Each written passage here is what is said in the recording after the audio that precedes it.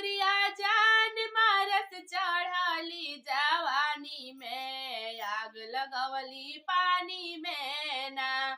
ई त लागस हाई फाई हई मिसरी मलाई। ई त लागस हाई फाई हई मिसरी मलाई।